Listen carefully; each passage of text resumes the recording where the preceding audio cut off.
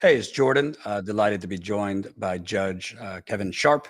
You are a former judge and now representing Leonard Peltier, who's been, in my view, a political prisoner for 50 years and a Native American who has been imprisoned, even though the nature of his imprisonment, so many revelations have come out, putting that into serious question. And now interviewing you again because a third U.S. senator has recently called for President Biden to issue clemency to Leonard Peltier, who's in his 70s and doesn't have the greatest health. I just want to read, some of what Senator Mazie Hirono recently wrote in a letter. It's clear that our criminal justice system failed Mr. Peltier, and that FBI coercion, improperly withheld evidence, and other constitutional violations led to his unjust conviction. She wrote to the president. He is now 77 years old and suffers from a number of serious medical conditions. And again, she's now the third senator to call for this. And he's been in prison related to a 1975 shootout with the FBI on the Pine Ridge reservation in South Dakota, where they put him in prison, even though there was never any evidence he shot at the FBI. So let me ask, since our last conversation, obviously there's the pressure campaign against the president has been large, but so have other issues. Has there been any headway? And what are the next steps now that you have, another senator on board? Well, let me just mention here briefly about Senator Hirono. The other important thing about her is that she sits on the Senate Judiciary Committee, right? This is someone whose major part of her responsibility is dealing with these kind of issues, and that she sees this injustice and stepped up publicly to say to the president, it's time to end this, I think is important. Where are we now? Where the clemency petition is still at the Department of Justice.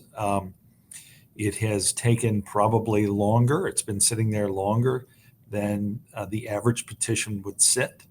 And there's really nothing new to add. We all know and have known for decades of the injustice that was done here, of the constitutional violations, the exact same things that Senator Hirono mentions in her letter. We've known about this. Interestingly, the way this system is set up, there's a massive conflict of interest where it has to run through the Department of Justice, which on the criminal division, houses the U.S. attorneys and the FBI. So, you have this conflict of interest, but nevertheless, the president needs to reach down, take this case, and grant clemency. This has been going on for far too long. It never should have happened, never should have been convicted in the first place. But here we are, 47 years later. It's time to end this, and it's important to do it, not just for this one person. And it is important for this one person, but it's really important for the country and for the FBI. It's important for the United States government. They need to end this so that everyone can begin this healing process and move beyond it. And what stands out to me, and we covered this in other interviews, is you basically have, some of the main prosecutors that prosecuted him back in the 70s that have come out basically saying they take it back, for lack of a better word, and they were wrong, and also calling for him to be granted clemency. So that's, not completely, unheard of, but unusual. Most very unusual. Right, and Yes, most prosecutors, it doesn't matter what new evidence comes out, they're sticking with their case. So between that and some of the evidence that's come out, what do you think is behind this? Is it just not on the president's radar, or is it one of those things the FBI doesn't want to admit it? Messed up? Well, I think it's both of those, right? I think it is on the radar of the White House, right? It was mentioned in a press conference. They read the papers, they're getting the letters from Senator Leahy and Senator Schatz and Senator Hirono and the multitude of members of Congress that they hear from. They know, and the president knew before nominating Deb Haaland as the Secretary of the Interior. He knew what her position was on this. So it would be impossible for them not to know it. Every time they get a letter, the White House gets a letter, I'm copied on it. When there's a letter of not just from normal citizens, I'd be overwhelmed by the thousands of letters the White House gets on that. But from people in government, people in leadership positions who are now calling for clemency. The White House knows the importance of this. They know the importance, if nothing else. You mentioned that Leonard is a political prisoner. That means a lot of different things to different people, but he's certainly a prisoner of politics. That's what's keeping him in for well over 4 decades, going on 5 decades. And I think if nothing else, at bottom, the president needs to understand the politics of this through Indian country and through the rest of the United States, as the average citizen is starting to learn about, or at least pay attention to, the travesty of the United States government's treatment of the indigenous peoples that were here and the breaking of the treaties. And now as we're learning more and more about these boarding schools, which I don't know if you saw this, but Native News Online posted a statement from Leonard, who was a victim of these boarding schools. He and his sister were kidnapped. I don't know how else you say it, were kidnapped. He was 9 and she was 6 and taken to one of these schools, right? This trauma that's personal to Leonard, personal to his sister, personal to his cousin, he also mentions in his statement, but is just layered on by the generational trauma to the entire indigenous population, whether they were forced into these schools or not. And so all of that is the backdrop for Pine Ridge in 1975. You cannot ignore context, and context matters when you're looking at clemency for Leonard Peltier.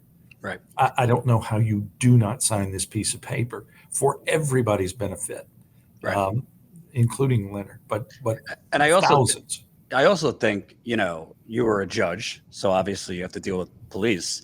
Right now, there's obviously a major focus on the response of Uvalde police in response to this grisly massacre. Obviously, there's not a direct connection to Leonard's case, but the point is law enforcement is not infallible, whether it's police, whether it's the FBI. In many cases, they have either intentionally covered things up or there was just kind of like a code of silence to basically stick with the decision. We see the CIA, obviously, there were reports that the CIA was advocating to either kidnap or assassinate Julian Assange under President Trump. So my point in bringing up Uvalde is it seems to me there is a pretty big pattern in this country of not that there's not great police, but of essentially rarely actually overruling the FBI or police departments if they've done wrong. Well, there are a couple of things that you said there that are true.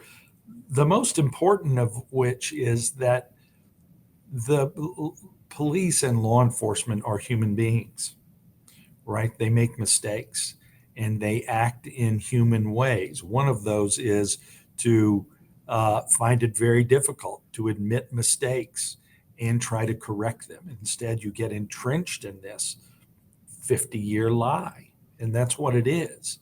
I think there's an element within the FBI that recognizes it's time to move on. It's time to admit those mistakes, and it's time to get past this, because there are things that they need to be able to do, and frankly, they are, what they do is dangerous, and they protect this country, but they also make mistakes. And when you make mistakes, you have to be able to admit it. You have to be able to talk about it, and you have to be able to move on.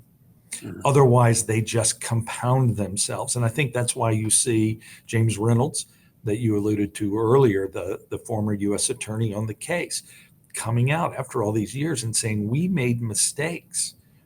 And these mistakes can't be corrected completely, but we can take steps towards making amends. And one of the biggest ones has to be granting clemency to Leonard Peltier and letting him go back to the Turtle Mountain reservation.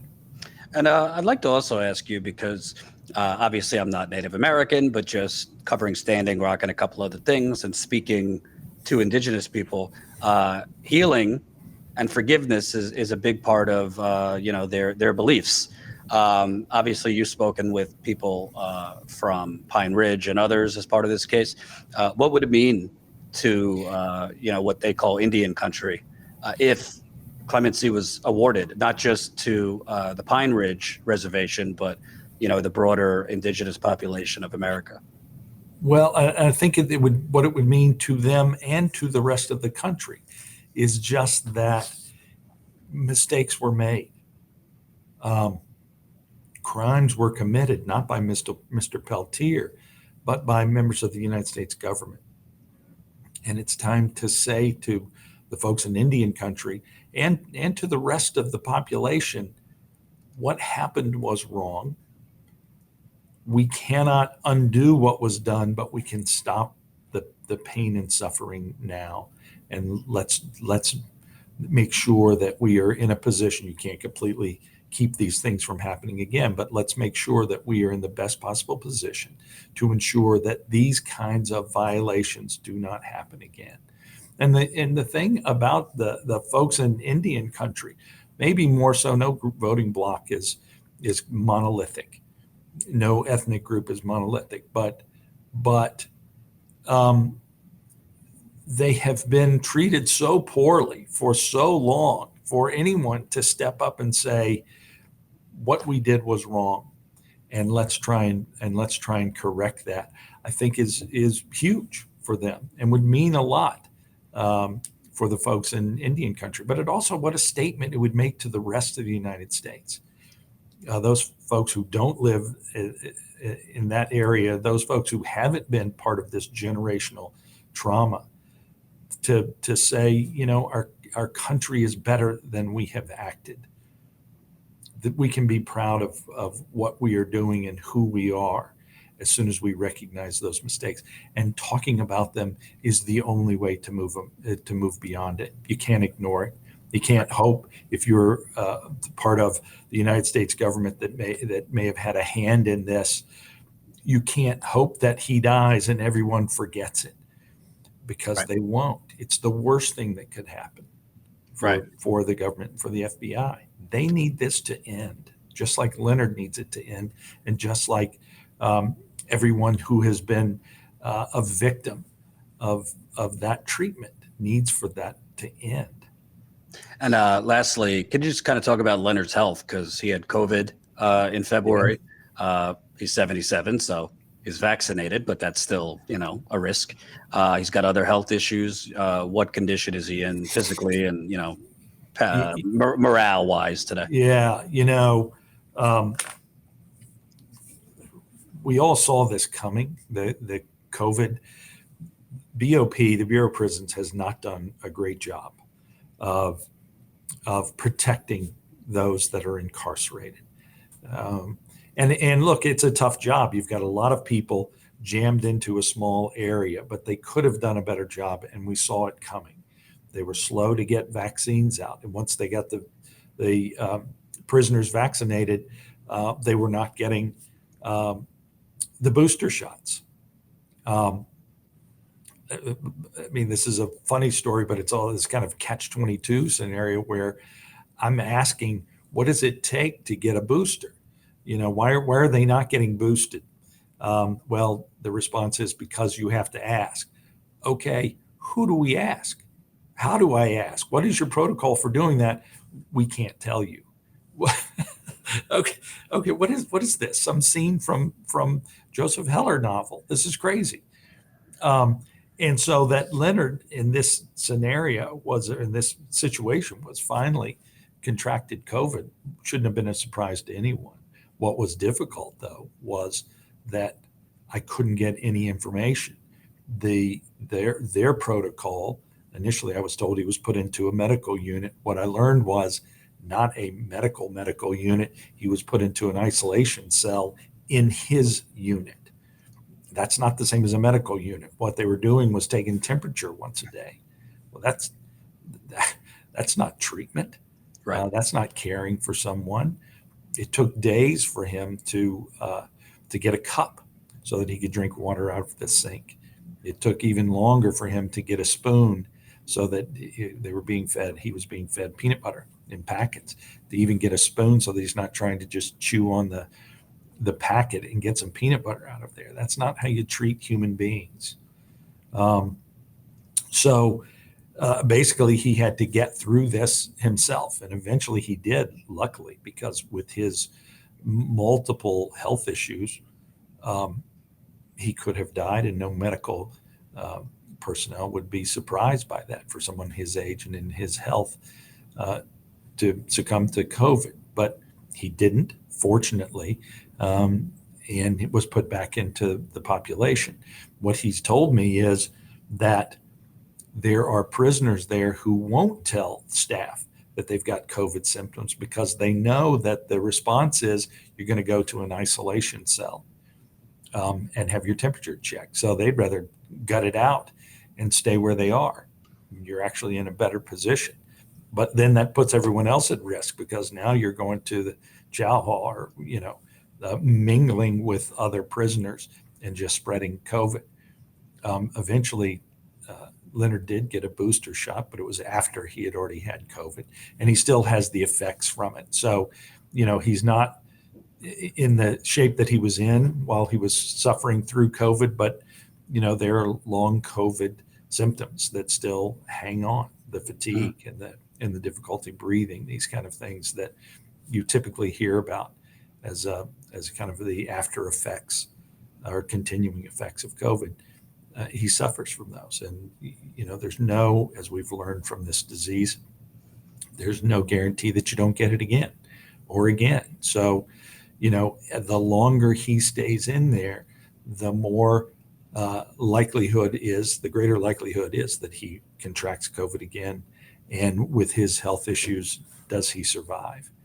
And if he doesn't, woe unto this administration. I think they will be abandoned by the voters who cared about this issue, who care about Native American issues.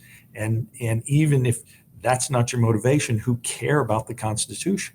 That was what initially brought me to this case anyway. I didn't understand the why of what had happened. But as I started reading about it, the what happened jumped out at me. And that's what brought me in as someone who really cares about the Constitution. The constitutional violations were just open and obvious and egregious. So that then brings me into the case. But then I start to learn about the why. Why was it necessary for the American Indian movement to organize itself? Why was the march across the United States and the trail of broken treaties necessary? Why was the takeover of the BIA building necessary? And they all were and should have been seen as an obvious next step. So that Pine Ridge happened shouldn't have been a surprise to anybody. That it needs to finally end with the freedom of Leonard Peltier also should not be a surprise to anyone, least of all this administration that claims to and has exhibited actions. Their conduct has demonstrated that they do care about the Native American population. This would be an important step to really show that you mean it. Grant Peltier clemency. Thanks so much for taking the time, and important to update people on what's going on and what's not going on, because obviously, good news that another senator has called for this, but as it stands, the requests seem to be sitting there. Thanks, and people could go to Free Leonard Peltier website and all that. And we'll stay in touch. Yeah, the most important thing for everybody out there listening, the president cares about voters. He cares about a constituency, and a constituency that has more influence and is vocal in what they want will get the attention of the White House. You have to write, you have to call, particularly your members of Congress. They need to know that you care about this issue. And if you care, they'll care. Absolutely. Thank you so much. I appreciate it. Yeah, thanks. Good to see you again. Thanks for watching, and make sure to tune in to Status Coup's daily live stream Monday through Thursday at 5 o'clock Eastern Time and Fridays at 4 o'clock Eastern Time.